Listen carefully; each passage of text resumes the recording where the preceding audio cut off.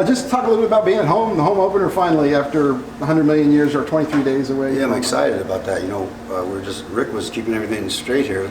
Rick's going to make sure he puts out all his social media that it's not tailgate day, it's game day.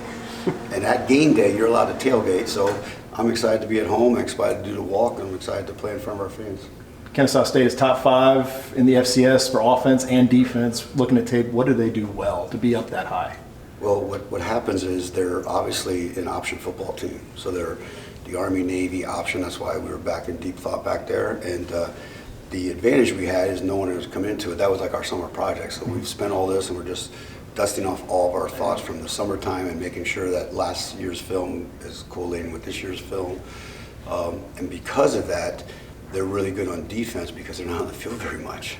I think, don't quote me, but I think they're like 35 or 36 minutes of time of possession because it's huddle, option, slow, and they're very meticulous and very good at it. And I think what that does is it helps their defense stay off the field, keeps them fresh and going for that direction. Can that be an Achilles heel when you're almost one-dimensional like that? You're relying on the run so much. What was it, 481 yards last week?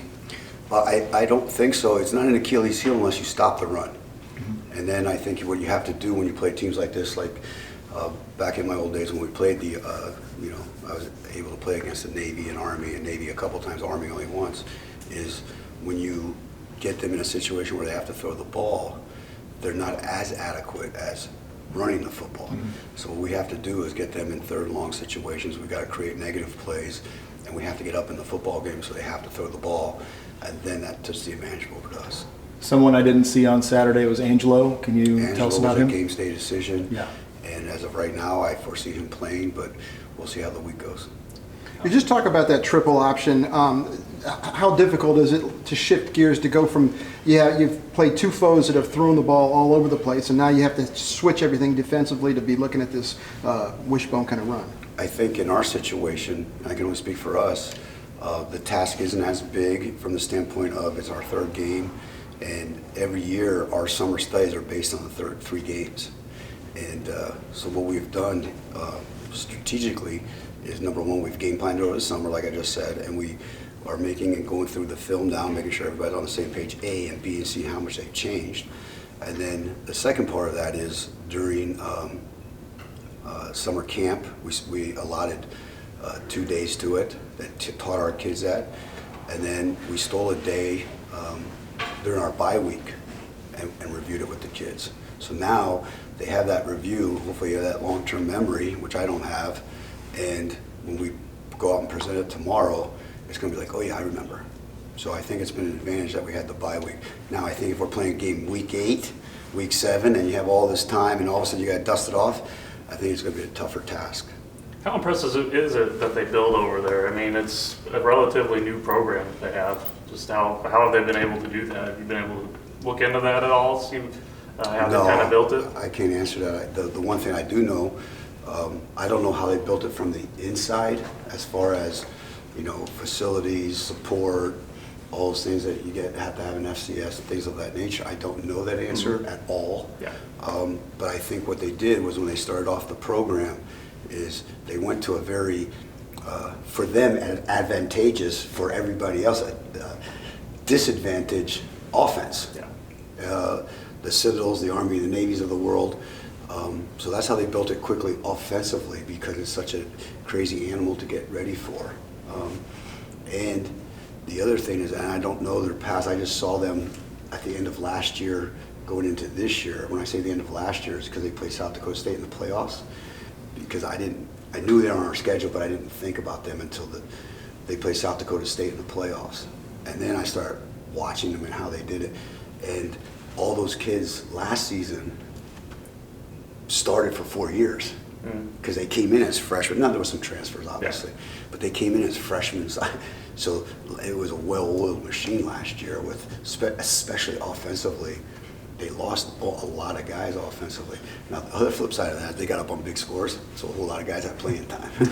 So they all know how to run it. Can you just focus on your guys, the things that you need to do after the first 2 games to focus on getting better, and especially, I guess, offensively? Yeah, I talked to the players yesterday about it, about past, present, and future. I look at that as you learn, you fix it, and you get better. That's how I look at past, present, and future. So what we have to do is we learn from the video. We talked about the video. Special teams got to get a lot better. Offense, defense, everything in the program's got to get better. This game here we had so much time off, 16, 17 days before the first game. It was almost like playing our first game again. So now we have to go back to the drawing board. Now as we go back to the drawing board, we got to be very fundamentally sound because of the new animal coming into town with a triple option. So it'll be fun. Now our offense runs some schemes of that.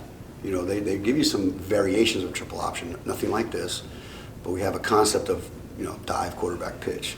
That's what I mean by that concept. How disappointed with you with Huslig and the 3 interceptions that he had? Because that was a point of emphasis for you in the offseason and for him to try to protect that ball. Yeah, but let's not call it Payton. Anybody loses that football, I'm going to be disappointed because it's all about the ball. I think what happens is you get in a situation like that and players press, right? And this is my own personal opinion, not anybody else's, but I think Payton tried to do something that wasn't his job, you know?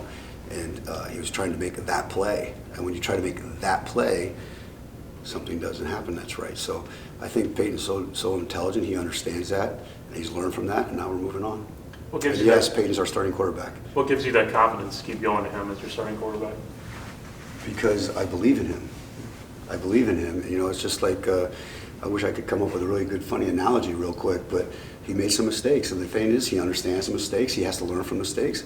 And now we move forward. But in that moment, in that time, you make those back-to-back mistakes like that. And it was really back-to-back-to-back and not just consecutive order. I understand that.